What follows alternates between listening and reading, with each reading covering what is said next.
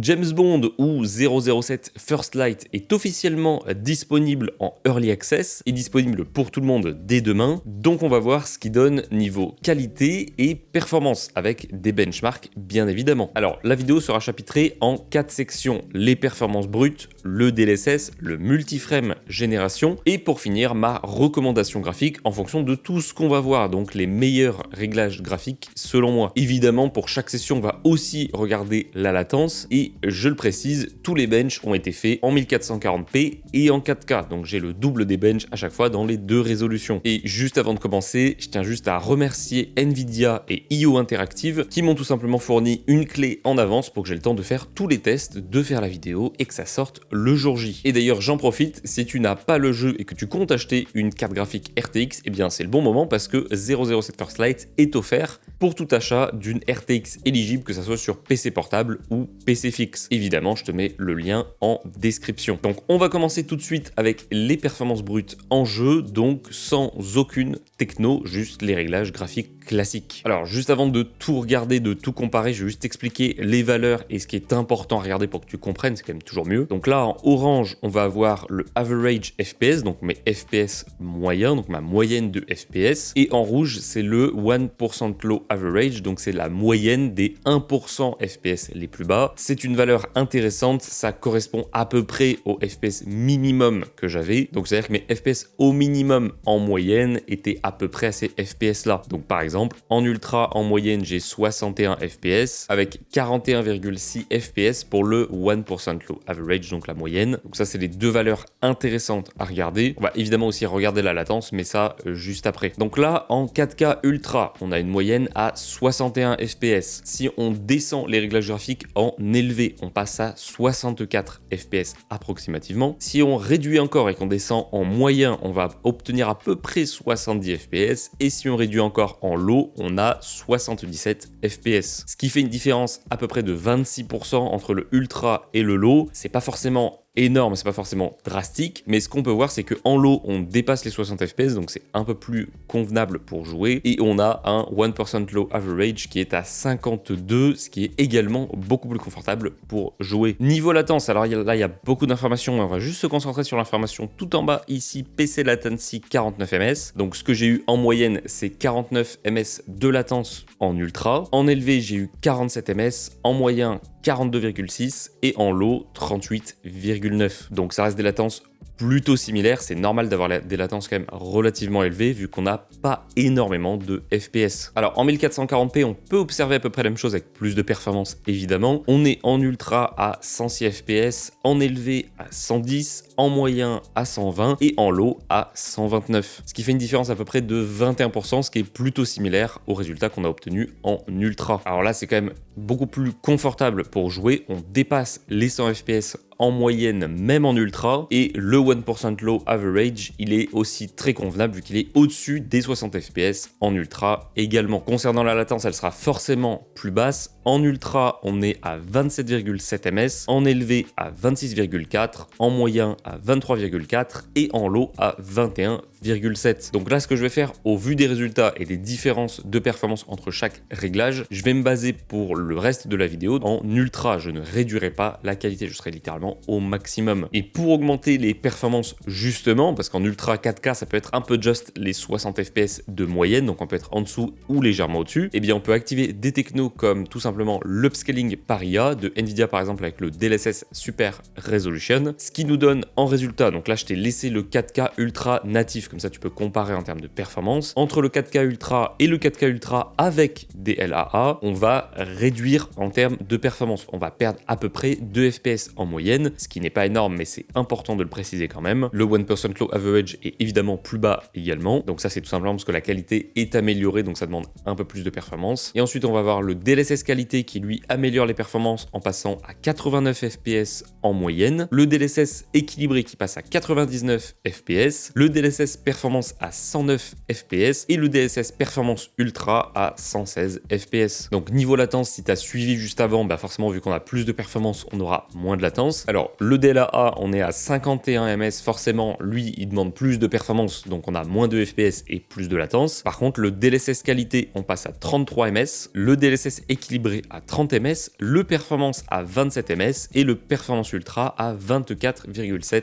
ms. Donc, dans tous les cas, même avec le DLAA, ça reste largement jouable. Le mieux, c'est de ne pas dépasser les 60 ms. Mais c'est vrai que rien qu'avec le DLSS qualité où on passe à 33 ms, on est quand même bien en dessous et on ne perd pas vraiment en qualité. Alors, je spoil un peu, mais c'est un peu le même principe du coup pour la 1440p. Donc, entre le ultra et le DLAA, forcément, on perd un peu en performance, mais là, on perd quasiment rien. C'est-à-dire qu'en ultra, on était à 106, là, on passe à 104 en moyenne, petite différence. Et le 1% average passe de 67 à 65. Pareil, c'est pas énorme. Si on veut vraiment une amélioration drastique, on passe en DLSS qualité par exemple, où là on va passer à 114 fps en moyenne. On a le DLSS équilibré à 123 fps, le performance à 126 fps et le performance ultra à 130 fps. Alors là, ce qu'on peut voir, c'est qu'entre le performance ultra, le performance et le équilibré, il n'y a pas une grosse différence de performance en moyenne ou le 1% low average. Donc très clairement, si tu joues en 1440p, je te conseille le qualité ou le équilibré. Évidemment, tout dépend des FPS que tu veux, de ce que tu vises, etc. Donc c'est très personnel. Niveau latence, du coup, c'est le même principe que tout à l'heure. Donc là, en DLAA, on a un peu plus de latence avec 28,4 ms, ce qui reste quand même très convenable, on va pas se mentir. Et sinon, avec du DLSS qualité, on passe à 24,8, en équilibré à 21,9, en performance à 20,4 et en performance ultra à 18,6. Donc là, on a vraiment de la latence très basse et de toute façon largement confortable pour un jeu solo et même du multi bien évidemment. Donc là, au vu des résultats qu'on a obtenus, je vais utiliser dans le cadre de la suite le DLSS qualité. Pourquoi? Tout simplement parce que en 4K avec du DLA, je suis à peu près à 60, donc je prends une petite marge pour la génération d'images, donc la section qui va venir juste après, parce que la génération d'images demande un peu plus de performance, donc on perd en performance de base pour augmenter via IA après les FPS. Donc là, avant de tout comparer, ce que tu peux voir, ce qui saute un peu aux yeux, c'est le 1% low average qui ne bouge quasiment pas. Alors, est-ce que j'avais des chutes de FPS à quasiment 50 FPS? En fait, non. C'est un problème de détection de cap FrameX, donc je vais enlever ces valeurs-là. Le 1% low average, je vais l'enlever pour les sections uniquement, en tout cas, de multiframe génération. Donc, ce qu'on peut voir, c'est que tout à l'heure, en 4K ultra DLSS qualité, on était à 89 FPS en moyenne. Si on active la multiframe génération en x2, on passe à 147 FPS, en x3 à 203 FPS, en x4 à 251, en x5 à 293 et en x6 à 329 FPS. Donc là, ce qu'on peut voir, c'est qu'on passe facilement de 90 FPS à 150, 250, 300, suivant évidemment le multiplicateur que tu vas utiliser. On va voir juste après comment optimiser tout ça. Ça sera du coup dans la section de mes réglages recommandés qui s'appliquent du coup peu importe ta résolution, ton écran, etc. Ça s'applique pour tout le monde. Donc là, normalement, si tu as suivi, plus on a de performance, moins on a de latence. Dans le cadre de la multiframe génération, c'est pas tout à fait pareil parce que c'est pas des vrais FPS, donc on n'a pas cette même logique, mais on va voir que la latence n'est quasiment pas plus élevée. Je vais évidemment t'expliquer pourquoi, mais déjà on va comparer. Donc en 4K ultra avec DLSS qualité de base sans multiframe génération, on était à 33,4 ms. Avec un multiplicateur en x2, on passe à 30 ms. Un multiplicateur en x3, on passe à 31,6 ms. x4 à 33 ms. En x5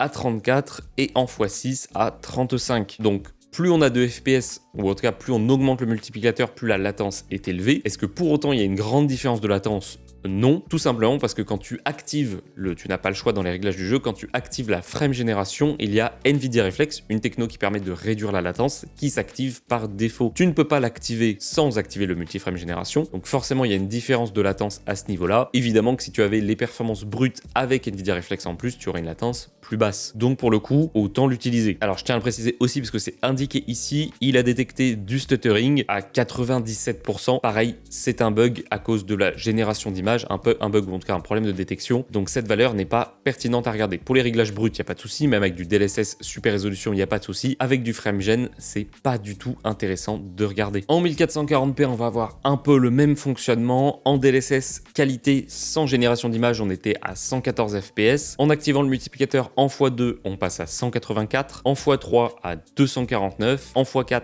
à 304, en x5 à 350 et en x6 à 389. pareil, on a une évolution drastique entre désactiver et activer, et on va voir niveau latence ce que ça donne. Bien évidemment, c'est le même principe que tout à l'heure. Donc vu que c'est le même principe que tout à l'heure, sans le multiplicateur d'activer, donc sans génération d'image, on était à 24,8 ms. Avec le multiplicateur en x2, on est à 27,5. En x3, on passe à 28,4. En x4 à 29,5. En x5 à 30,4. Et en x6 à 31,4. Donc pareil, latence largement jouable. Pas une grande différence non plus avec de la génération d'images désactivée. Autant l'activer en fonction des FPS que tu veux. Pareil, on y reviendra juste après. Donc là en soi, je vous ai montré tous les benches. Il y a une chose qui reste à préciser, un bench qui reste à montrer et d'autres éléments aussi à donner qui sont importants. Donc ce que je peux te dire déjà, c'est que je te recommande de jouer en réglage graphique ultra. Pourquoi? Parce que comme on l'a vu, que ce soit en 1440p ou en 4K, il n'y a pas une grande différence de performance avec les réglages graphiques en dessous. Par contre, graphiquement, évidemment, le ultra est plus beau que le low, le ultra est plus beau que les autres réglages graphiques, sans forcément une énorme différence avec le élevé par exemple, mais on n'a pas non plus une grande différence en termes de FPS, de différence entre le ultra et le élevé. Pour améliorer ces performances-là, justement, si en ultra, tu n'en as pas suffisamment pour ton utilisation et ton écran et ta carte graphique. Ce que tu peux activer pour augmenter ces performances-là, c'est le DLSS qualité ou équilibré. On a vu que d'aller sur du performance ou performance ultra, c'était pas forcément une grosse amélioration. Donc là, ça te permet d'avoir un DLSS quand même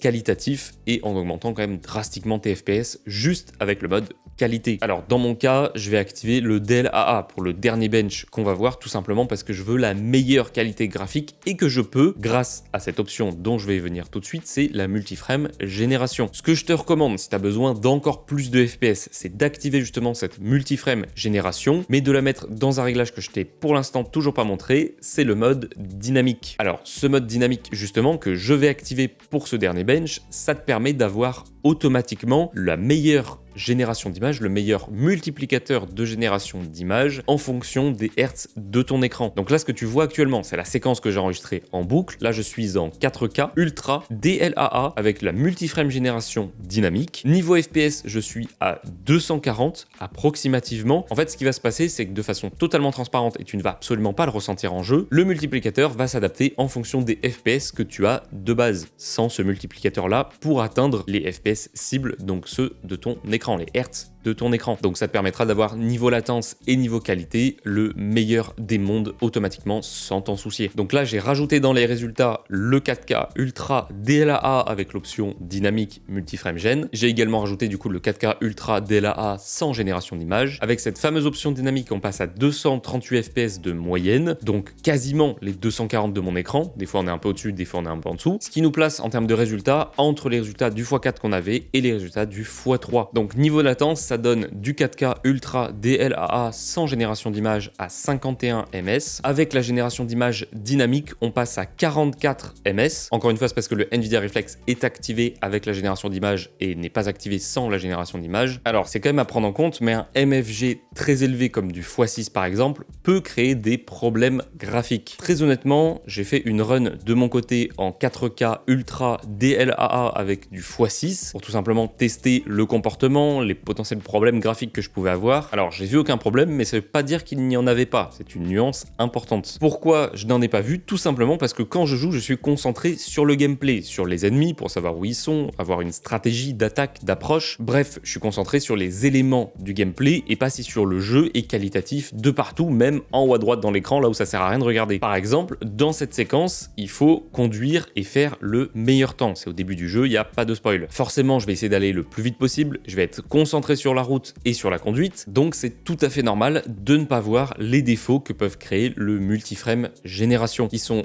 dans cette séquence-là présents en dessous de l'arrière de la voiture. Donc pas du tout un endroit que je vais regarder pendant que je conduis et que je dois regarder la route à plusieurs centaines de kilomètres heure. C'était pas indiqué dans le jeu, mais c'était rapide. Alors petite précision post-montage concernant cette séquence-là. Alors ce que je dis est effectivement toujours présent dans le jeu à l'heure actuelle, c'est-à-dire que voilà, en dessous de la voiture, derrière, il y a une sorte d'ombre un peu peu bizarre, comme une traînée de voiture. Ce problème-là, en fait, n'est pas lié au frame génération, multi-frame génération ou au DLSS, parce que ce que tu vois actuellement, c'est donc toujours les mêmes problèmes, mais le jeu n'a aucune techno d'activer, donc c'est-à-dire qu'il n'y a pas de frame génération, pas de DLSS, tout est désactivé sur off, et pourtant j'ai toujours les problèmes. Mais du coup, c'est pas vraiment un problème de la frame génération, c'est plus un problème du jeu. Donc en fait, si tu vois ce problème-là et que ça te dérange dans le jeu, et bien que tu désactives le frame gen ou pas, ça sera pareil, tu l'auras toujours. Voilà, je trouvais juste que c'était important de le préciser parce que, en fait, c'est nativement dans le jeu. J'imagine que ça sera corrigé par la suite, mais en tout cas, à l'heure actuelle, c'est toujours le cas. Donc là, normalement, tu sais comment choisir les meilleurs réglages. Tu sais un peu comment se comporte le jeu en réglage brut, avec DLSS, avec multi-frame gen. Alors justement, concernant ce multi-frame gen et ce mode dynamique, si tu as une RTX 50 series, donc une 5060 et plus, tu as les modes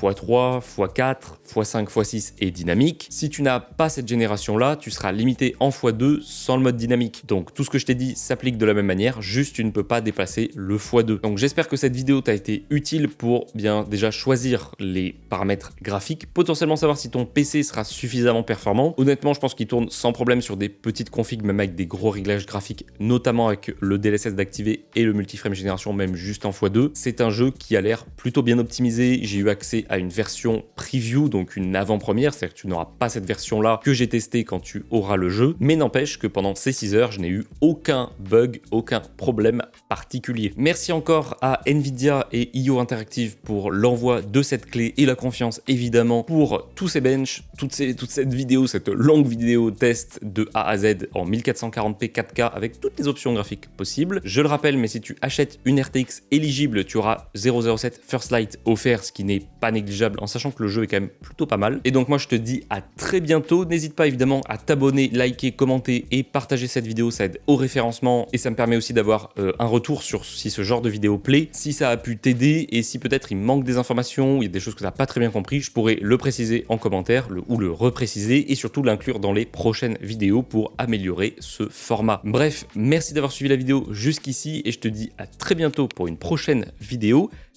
Ciao ciao.